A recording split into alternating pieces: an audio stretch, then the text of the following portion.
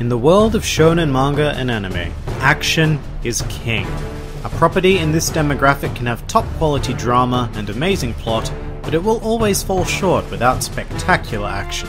One Piece is no different. So today, we are going to honor the art of action. Quite specifically, we are going to focus on the art of a good punch. Well, not just a good punch, the best punches. And to be clear, we are talking about a single punch here. To be considered for this list, only a single action using one's fist will do. So with that simple criteria out of the way, let's begin. Welcome to the top 5 punches in One Piece. Number 5. Dontkrieg. Coming in at number 5, we have a very particular punch aimed at Dontkrieg. Essentially, the overconfident leader of the Krieg Armada cloaks himself in spikes, thinking himself invulnerable as a result. To which Luffy just kind of goes, "So what?" and smacks him one anyway. Of course, Luffy injures himself in the process, and that is exactly what I love about it. This one punch encapsulates Luffy's entire life philosophy, which is, if I can't beat this guy right here, right now, then I can't become the Pirate King. And of course, that is an unacceptable conclusion for Luffy, so the clear course of action is just to punch straight through the spikes. Now, while Dontkrieg certainly isn't the best villain by any means, seeing this punch never fails to satisfy me. It's not quite the spectacle that the rest of the punches on this list will be, but this punch is a defining character moment, and says so much with such an incredibly simple action.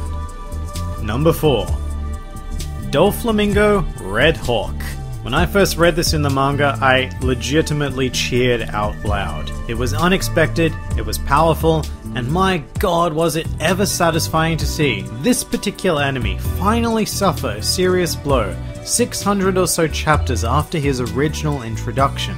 Not only that, it was produced by an incredible feat of teamwork between Luffy and fellow Worst Generation member Trafalgar Law. I think what also makes this so satisfying is that it was a very long time coming. At this point, the Dressrosa arc had been in motion for well over a year, and even before that, Doflamingo was being built up as a villain during Punk Hazard. We had been waiting literally years for this moment, and it certainly delivered. Number 3. Golden Rifle. No matter what you think about NL as a villain, his final defeat was spectacular. Prior to Gear 3rd, the Golden Rifle was by far the biggest punch we'd ever seen. All thanks to NL coating Luffy's arm in a ball of gold and providing the instrument of his own destruction. The sheer speed and force of this punch is felt like nothing before it, and hits NL with such satisfying ferocity. In fact, this punch actually accomplishes a number of things. It obviously defeats the big villain, but it also breaks all of the gold off Luffy's hand by colliding with the great Shandorian Belfry, thereby ringing it and proving to the descendant of Noland that the Golden City does indeed exist. So wow, this punch is a bit of an overachiever actually, and that's why it sits quite comfortably in the number 3 spot. Number 2. Saint Charlos. This guy, man. There is only one word that sums up this punch, and it is justice. There are very few things in this world more satisfying than seeing this world noble prick finally get brought down to earth in an excruciatingly painful looking manner. I mean, come on, this guy is pompous, racist, classist, and an all-around waste of oxygen. Oh, and he shot Hachi, and I really like Hachi, so screw this guy. And while nobody else would do anything about it out of fear of retribution, luckily we have one Monkey D. Luffy here to do what we're all vividly thinking about. It's a somewhat similar action to the Dontkrieg fight actually. Luffy acts without a single consideration for the consequences, which in this case would be summoning a Marine Admiral. And that's partially what makes this punch so great. Luffy is essentially saying that he would rather face the wrath of an admiral than let this world noble get away with one more second of being a dick. And that is just great. Number 1. Bellamy. There was absolutely no way a top 5 best punch list was going to ignore this one. To me, this is the defining single punch in One Piece. I think the best way to describe how I feel about this particular punch is to turn to the world of chess.